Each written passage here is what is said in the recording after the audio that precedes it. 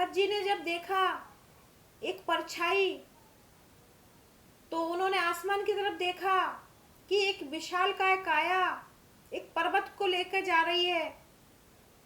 तो भरत जी ने सोचा कि ये कोई राक्षस है, तो वो अपने धनुष से बाण छोड़ते हैं, तो हनुमान जी हे राम कह के गिर जाते हैं। राम का नाम सुनते ही भरत जी हनुमान जी के पास आते हैं, उन्हें गले लगाते हैं और हनुमान जी उन्हें पूरा वृत्तांत बताते हैं कि किस तरह से लक्ष्मण को वीरघातनी शक्ति लगी है, वो मूर्छित हैं और श्री राम प्रभु विलाप कर रहे हैं।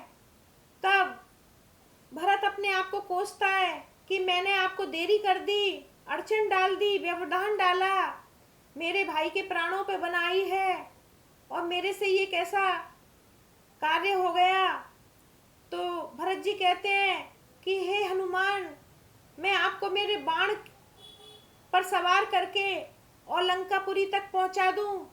तब हनुमान जी कहते हैं कि मैं श्री राम प्रभु का नाम लेकर स्वस्थ हो जाऊंगा और लंका नगरी पहुंच जाऊंगा।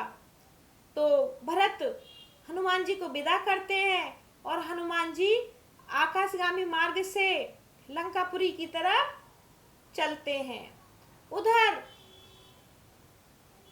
भोर होने वाली थी, सभी बानरों की निगाहें, दृष्टि, श्री राम की दृष्टि आकाश की तरफ थी।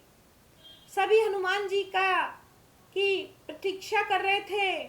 हनुमान जी को देखते ही सब खुश हो जाते हैं और हनुमान जी पर्वत को लेकर लंका पुरी में आ जाते हैं।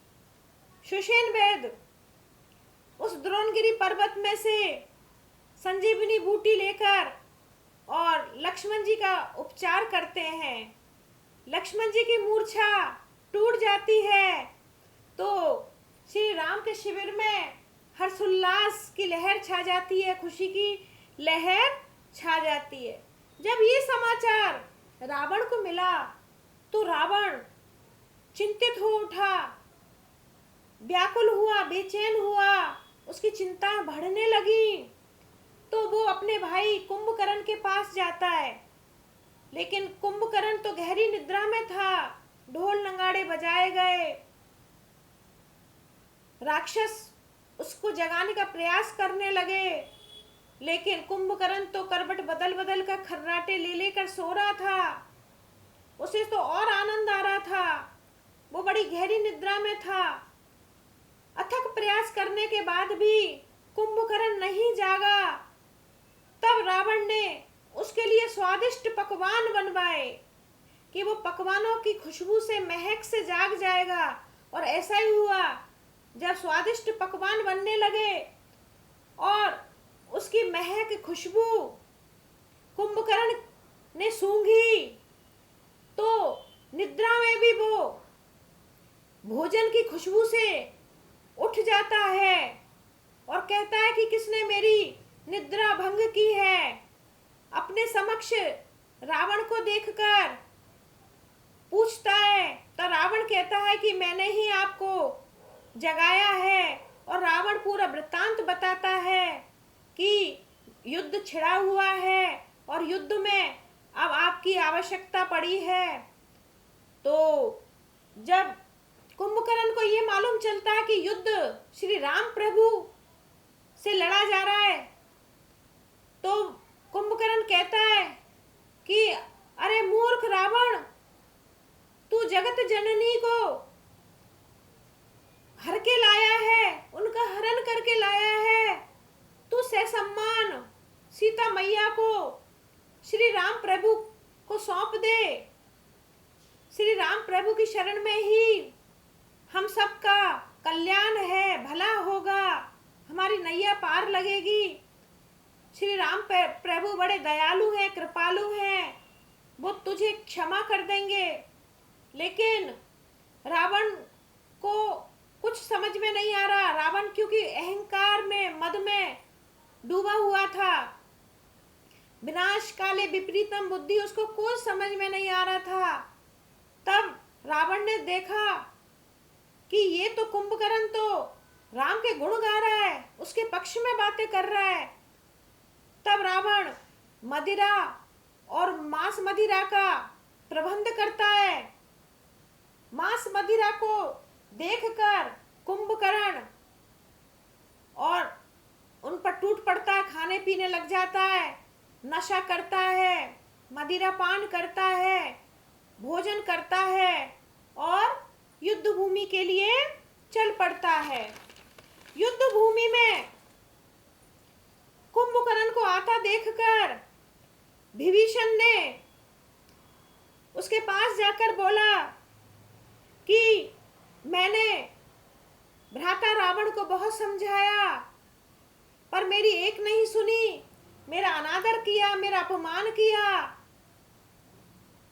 मेरे से उन्होंने बहुत कटु शब्द बोले, दुर्व्यवहार किया, यहाँ तक कि मेरे लात मारी और मुझे लंका से निष्कासित कर दिया, निकाल दिया। इसलिए मैं श्री राम प्रभु की शरण में आ गया हूँ, लेकिन भ्राता आप क्यों? तब कुंभकर्ण कहता है कि मैं तो काल के वश में आ गया हूँ और इसलिए मैं युद्ध क्षेत्र में आ गया हूँ। ओ बंधु वचन सुनी चला विभीषण, आयऊ जय त्रैलोक विभूषण। विभीषण ने श्री राम प्रभु के पास जाकर उनको नमन करके उन्हें बताया कि ये जो विशाल काया का, पर्वत जैसी काया का ये जो राक्षस आ रहा है, ये मेरा सगा भाई है। और ये देखकर कि विभीषण युद्ध भूमि में आ रहा है, ओ इतना का पहिन सुना जब काना,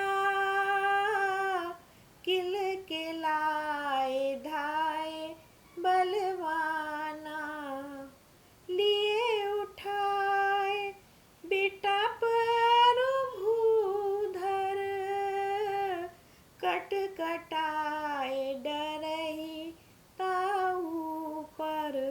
बानरों ने देखा कुंभकर्ण युद्ध भूमि में युद्ध करने आ गया, तो बानरों ने वृक्ष उखाड़े, पेड़ उखाड़े, शिलाएं उठाई और कुंभकर्ण पर बरसाने लगे।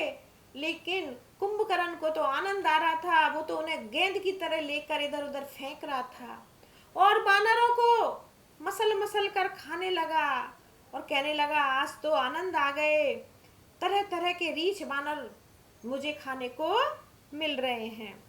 ये देखकर बानर भयभीत हो गए। हनुमान जी ने कुंभकर्ण को घूंसा मारा और कुंभकर्ण के जैसे ही घूंसा लगा तो उसने हनुमान जी को धरती पर पटक दिया। ऐसे ही नल नील को उसने पछाड़ दिया और कुंभकर्ण सुग्रीव को उसने कांख में दबाकर और इधर उधर जोर से पटक दिया। ये सब देखकर बानर भयभीत हो गए, डरने लगे। तो श्री राम प्रभु ने देखा और उन्होंने सारंग धनुष लेकर कमर में तरकश बांधकर कुंभकर्ण की ओर वो बढ़े।